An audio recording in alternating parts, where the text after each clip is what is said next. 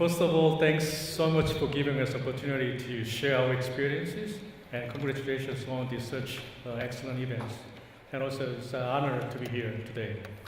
And today I will talk about how to build the trust through the security practices.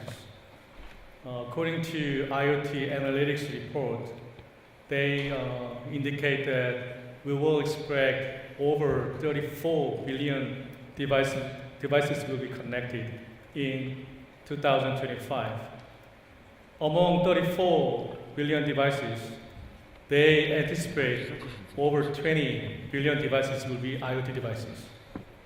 And around 14 billion devices will be non-IoT devices. So in other words, all of our devices will be connected. Then the question to our customers and our business partners, including private and public sectors, will be, how can I trust these devices? Eventually, we will put these devices in our smart home, smart factory.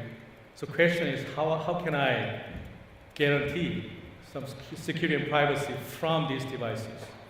So today I will talk about some kind of the practices that we put in our systems and infrastructures so that we are trying to develop some kind of trust relationship with our partners and customers. And before starting our experience, people start sharing our experiences, I look at the direct some kind of dictionary about the trust. And in order to trust your business partners and some of the products, first thing is you have to understand what kind of functionalities has to be provided, some kind of character, and what kind of the ability or capabilities they have. In other words, certification and compliance, and also some strength of their technologies. So in other words, at Samsung, we have the well-known innovative security technology called NOx technologies. The previous panel, they briefly mentioned about NOx technologies. We put some robust and innovative security framework in mobile devices so we can measure all the integrity from the hardware level through application layers. So even though we have this kind of certification, compliance, well-designed and innovative security technologies, in order to build this security, some kind of the trust is we have to share information across divisions. So that way you can eventually build up trust with truth of something. In other words, truth of your security practices. So in order to share our practices, I just want to share what kind of threats or vulnerabilities we are facing. So when you look at this slide, you can see that some of the vulnerabilities are from hardware, like Spectre and Meltdown. Even some threats are related to our firmware, even open source software that we are using in everyday life. So the next question is, why do we need to build a trust? Actually, one of the panelists in previous panel, like Edna Conway, she mentioned about sharing is very important. So that way you can eventually understand situation, understand the current trends, so we can provide security services together. So having said that, first thing is we have to share this information in a timely manner. So that way you can win the game, especially we are dealing with arms race. So without sharing information, eventually we cannot resolve the security solutions, security challenges and threats. And also through this kind of sharing and through this kind of trust relationships, eventually we can understand the global trends and need, and eventually we can protect customers and business partners' assets and valuable infrastructures. So at the end, through this kind of trust relationships, you can provide the high quality products and services with better preparedness. And also previous panels talking about early warning. So with this trust, we can share information. That way we can even build early warning across all the business partners. So that way you can prepare to defend our products and assets and infrastructures. So before talking about the real practices, here are some of the basic security principles.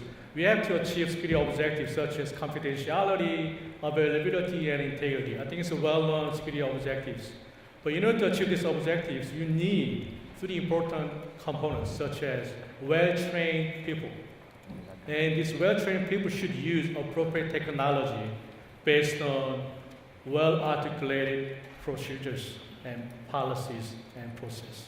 So I call people, technology, and process. So today, to be transparent to our customers and business partners, I'm trying to share our practices. So, to build security into the products, we are using 3 important pillars. First thing is, in our development phases, we call security development lifecycle, we are trying to address security and privacy issues at the beginning. Even when you design the systems, we are trying to address security concerns.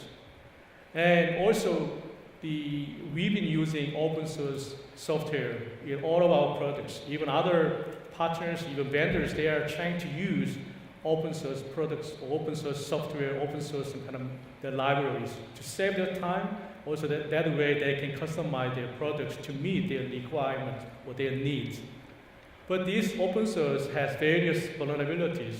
But even some companies, they didn't follow up or they didn't chase these known vulnerabilities trends. So even they didn't patch their important mission critical services. So eventually they were victim for data breaches. So in order to address those issues, we are even building automated vulnerability scanning and analysis systems in our infrastructures and procedures. And another one is, before we release our products, we are going through rigorous pen testing. So that way you can even discover new or even unknown and unexpected the vulnerability risks before releasing our products. So I will talk about those practices in a minute. The first, in order to support this secure development lifecycle with the notion of security and privacy concerns, we are trying to address security compliance as well as secure software development practices in our development the phases. So for example, when you look at this slide, in your security development lifecycle, we have to go through the planning, analysis, and design. And based on your design, you have to go through implementation, testing, and continuously you have to monitor and maintain your products. According to the study, if you are fixing some of the flow or security vulnerabilities at the operation and maintenance phase, the cost is 30 times bigger than when you discover the potential risks at the planning phases. It's a very critical situation. So at the Samsung, we are trying to address privacy concerns through this life cycle. So even planning session, even analysis, even implementation and testing, as well as maintenance and operation, we are trying to address security and privacy. In other words, security and privacy will be taken care of or even taken into account through our development life cycles. So for that, you need to build this kind of the procedures. Many companies are trying to deploy these procedures in their the business units, but without having systematic mechanism, in other words, systems or platform, it'll be very hard to measure whether or not these particular practices and procedures are meeting customers and our business partners' need.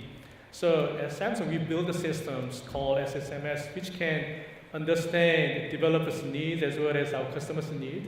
And we are, even when you design the system, even at the planning level, we are trying to do even threat modeling to understand potential risks. And even implementation phase, you can go through some scanning on the coding. So in other words, even though your developers are not familiar with security, using our tools, they can learn about the potential risks, and through the vulnerability assessment tool can patch the systems. So at the end, security architect can review so they can minimize potential risks in our products. So this is well-articulated system that we are using every day. So I think if you are using our products, even mobile devices, even digital appliances, when we build those products, we go through these practices. And also, I briefly mentioned about open source. Actually, open source has been widely used. According to this slide, you can see that back in 2017, we identified more than 4,800 new vulnerabilities. Only 1 year, almost 5,000 vulnerabilities. And when you look at the right-hand side, the open source vulnerabilities have been increased significantly. And as I mentioned earlier, one of the Fortune 700 companies, they didn't patch these known vulnerabilities in their systems. And actually, they were one of the largest, they were one of the victim that has largest data breaches. Actually, they lost around 1.4 million users' data. So this is one good example. Even though it's known vulnerabilities, some of the practices didn't consider these patches as well as these vulnerability informations. So from this kind of observation and learning, what we did was we are trying to collect the various vulnerability sources from even MVD, even some other published the information and repositories. And we collect that information.